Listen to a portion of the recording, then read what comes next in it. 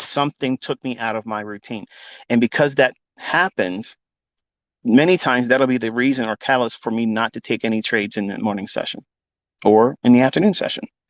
Not because I don't see a trade, not because my methods don't have something that would give me something to work with. Okay. I could sit down in front of any market day, and do something. Like, for instance, Wednesday, that was a range bound day. I sat there and I literally, in a demo, I didn't do anything with live. I didn't do anything with my live account, nothing. But in a demo, I ran up $17,000 on a demo just using 4 contracts, banging around inside that range. And I had 2 trades that stopped out where it was like, just a little bit above what would be, I guess, commission costs. But that's it. Now I know I can do these things, but here's the thing. As nimble as you see me doing what I show you, on days when I can't control myself, the man part of me, the physical person of me, not the trader ICT, the Michael, the imbalanced Michael, okay?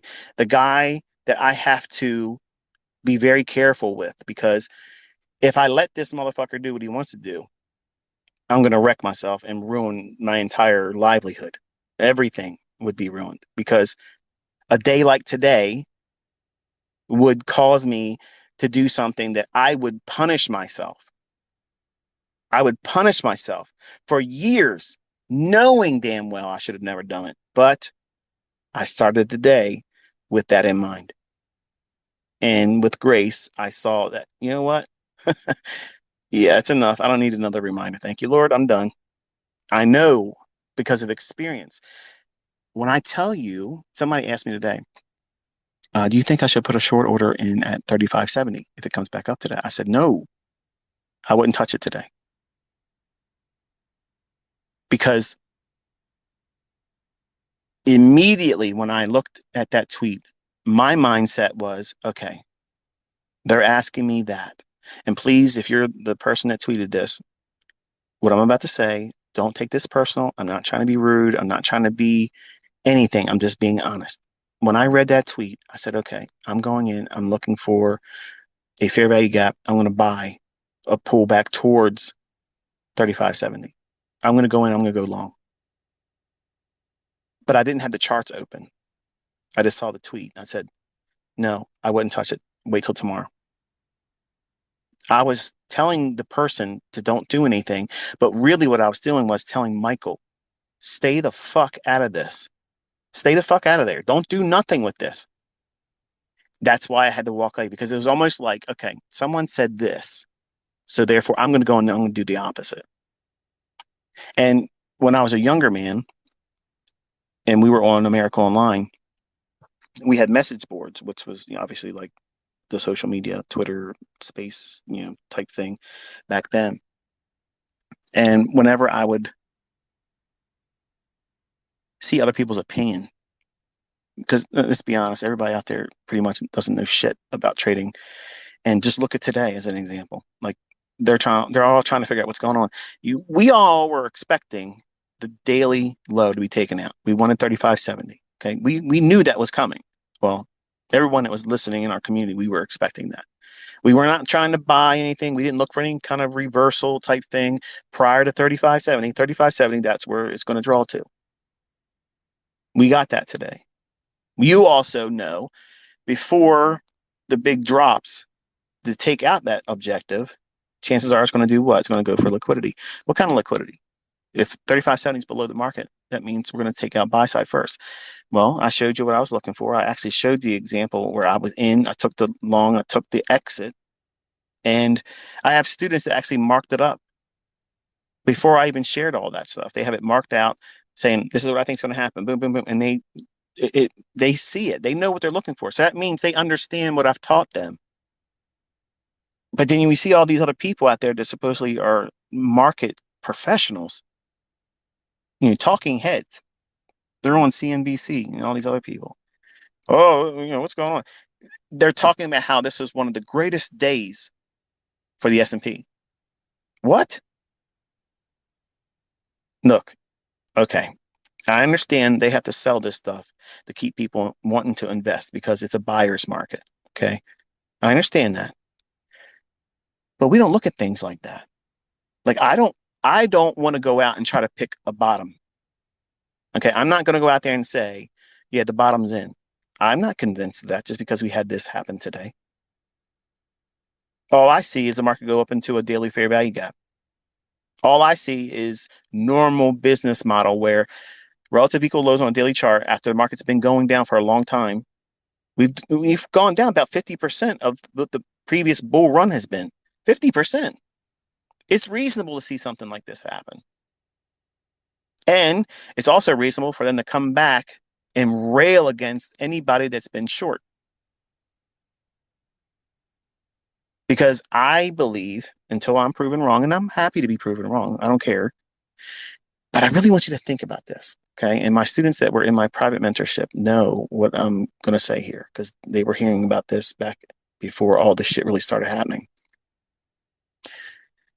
All the things that are about to take place, I've mentioned to you in previous Twitter spaces. And some of you are unnerved and you're scared. Okay. I want you to understand when I talk to you about this, it's not to scare you. I'm not sensationalizing anything. Okay. I want you to understand that the general media isn't going to communicate these things to you until it's already too late. In America, our news is filtered greatly, and you're not going to get the perspective that's really going on in ground zero in these other countries where things are happening. And I've been about 9 to 12 months ahead of everybody in everything. And that's not bragging. I need to be ahead of everyone else because I don't want to fall victim to these types of things. And I had students literally tell me to go fuck myself, that I was insane. Okay, I'm nuts. And they wanted a refund just on the basis of the things I told you that you're seeing happen right the fuck now. And I said, first of all, you're not getting a refund. You just sit back and you watch what's going to happen. Okay. In the meantime, I'm going to go over on Twitter and I'm going to show the whole world that are outside here what you've been experiencing. But you get caught up in me talking about things that are outside the marketplace because it hasn't happened in your neck of the woods yet. You're this and you're that. No, man, just take a look around. I would love to be wrong. I want to be wrong for the sake of my own family and friends. The stress this is going to bring on them. I hope I am wrong. But look around, man. Things are going to get really, really hard. I sat down and I sat down with the Lord. And okay, and I know some of you don't believe in this. Okay, some of you believe in Allah, some of you believe in other things that in other religions. Okay, I'm not going to knock your religion. I'm not going to say anything about you. I'm not going to tweet to you and say, you don't know the real Lord or you don't know the real Creator. So please don't do that to me. Okay, because I'm not going to listen to you. And what's going to happen is I'm going to mute you. I won't delete you, but I'm going to mute you because that's offensive to me, and I'm not trying to be offensive to anyone else. But this is what I did. Okay, I sat down. I said, Lord, how can I be used to be as much help as I possibly can to other people? Because I know what's coming. I knew I knew in 2010. When I stepped out on baby pips, I wanted to let the cat out of the bag then, but I was afraid to talk about it. And I ain't ashamed to tell you that. I was afraid to talk about it. Not because people would laugh at me, because you can see I don't care about that shit. But I was afraid if I talked about it, what might happen. And I have old friends that like to visit once in a while, and they talk to me and tell me there's certain things I shouldn't talk about, and I don't. But I tried to be a little bit cryptic, and people that have been watching me over the years, they have been really close many times. to where I was pointing until we got to around the 2016 election. At that point, it was like I needed to talk about it. And I said everything. I said Trump would be elected. Everybody laughed. I said they're going to use him as a fall guy. It's happening. And he's part of it all too. So I know that probably throws you into a different category because some of you are like, yeah, he's a Trumper. I'm not a Trumper. I didn't vote for anybody. And it's just, they're all part of the same thing. It's all theater. Okay. But the things that are coming, I talked about all the central bank digital currencies. Okay. And they have to create this reason for it. Okay. Because most people don't even understand what that is, number one. And that's the reason why the whole crypto thing was invented. They let you all champion the idea of, oh, we're going to beat fiat currency.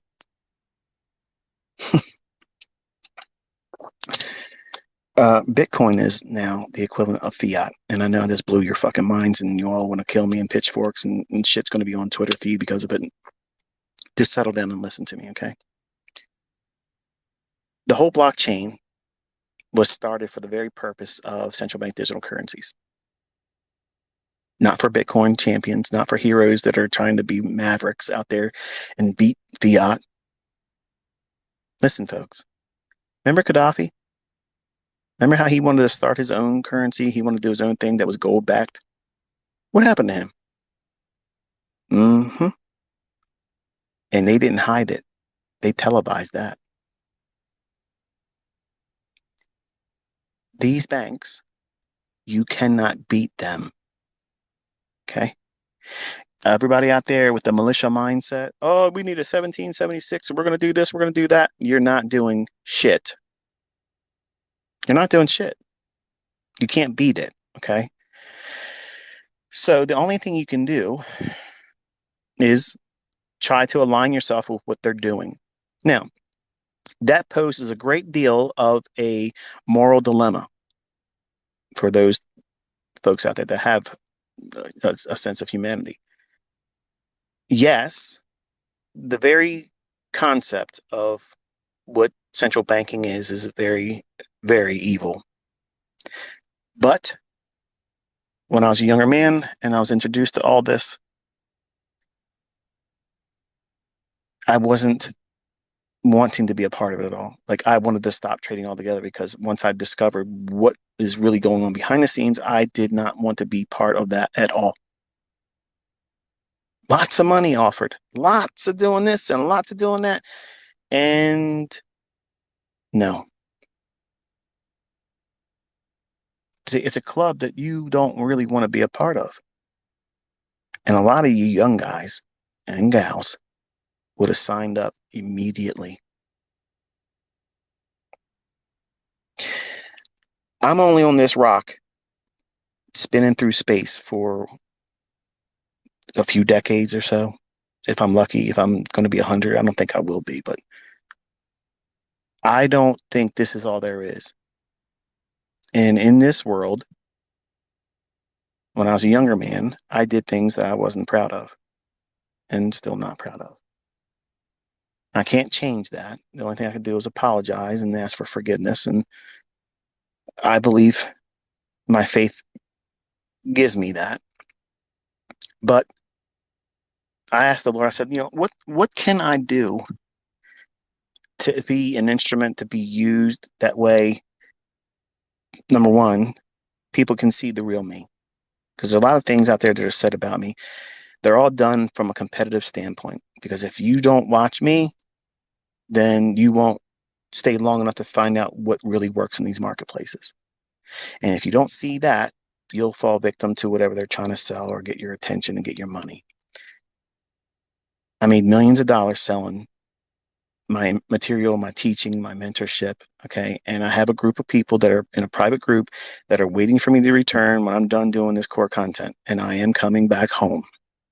I'm going back to private when I'm done. I will not be tickling your Twitter. I'm going back to my private forum. And that's where I'm going to be. Now I'll do videos on YouTube, but I asked in prayer, I said, how can I do this? And he gave me basically the inspiration to do what I've done all this year.